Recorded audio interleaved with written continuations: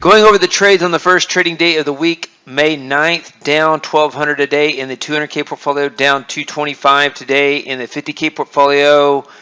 It was a choppy downtrend. You can see here, last Friday we said it was a prop-up day, and oftentimes when we see a prop-up day, we see a gap down. And so we had strategies that were short in here. Market rallied. Market should have sold off to here on Friday. It did not, and it sold off. It propped up again some more. Started to sell off, and then rescue mission came in, prop up again. And let's take a look at the daily charts. In here, it seems to me like the market ought to come to the realization that there's a lot of these gains to be given back.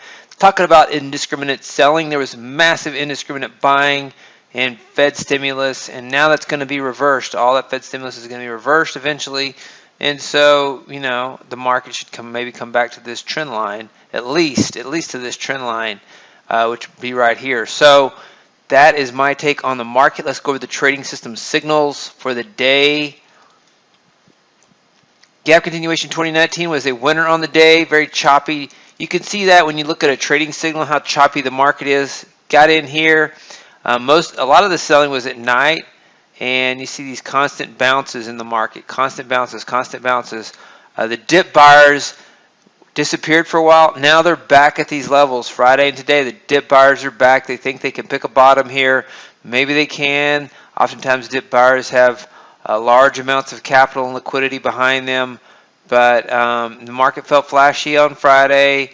It sold off some more today. I thought, you know, this would be this would persist, but it didn't. So they bounced it right back here.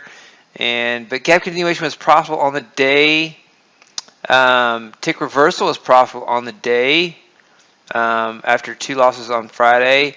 Had some big gains on Wednesday and Thursday last week. Friday was down. Good short trade today. Let's see, gap continuation 2022 was down on the day. Just stopped out on this counter trend rally. We had a couple of strategies. Just stopped out that high point. Could have been a much different day today had gap continuation 2022 not been stopped out right there. Cobra III was stopped out there as well. Tick pulse. It's one of those get short. The short signals are dip buy signals, and so it's just getting stopped out at these reversal rallies. And let's look at Cobra III. Just stopped out at that turning point. So just a little bit bigger stop loss, or not quite as much of a counter trend rally. Could have been a different day. With Cobra III and gap continuation 2022 potentially holding on till much lower prices. Cobra NQ 2022 had a short trade overnight. Momentum reversal lost on two trades. I thought the market might actually reverse in here with this type of rally, but it did not. And so we had 1, 2, 3, 4, 5, 6, 7 strategies trade today. We had 1, 2, 3 were profitable. 4 were losers on the day. So 3 out of 7 were winners. 4 out of 7 were losers. And let's look at the ES on the day. Cobra III hit his profit target here on the S&P at data moving average up on the day. Got short, got long, got short, got long, got short, and was profitable on the day. Gap continuation reverse, just stopped out that rally right there. So just this dip buying rally that we've seen before, and surprisingly has come back.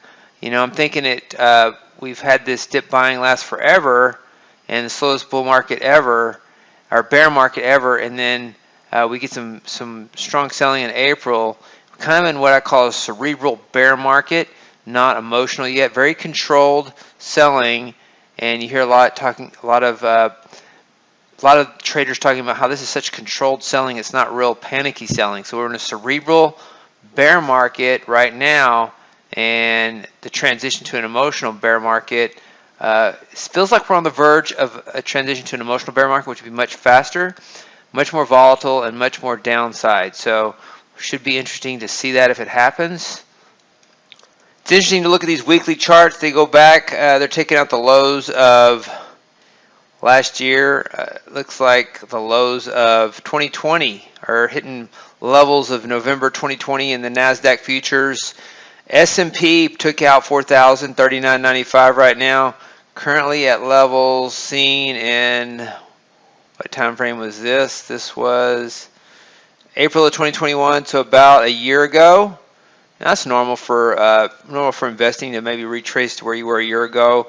Not normal in recent years, but normal for longer term. So those are the trades on the day. Once again, down on the day with a choppy downtrend, propped up on Friday, and gap down, and then was chopped up again today. A little bit of selling and then a reversal right there at the end of the day. So good that we mitigated losses somewhat.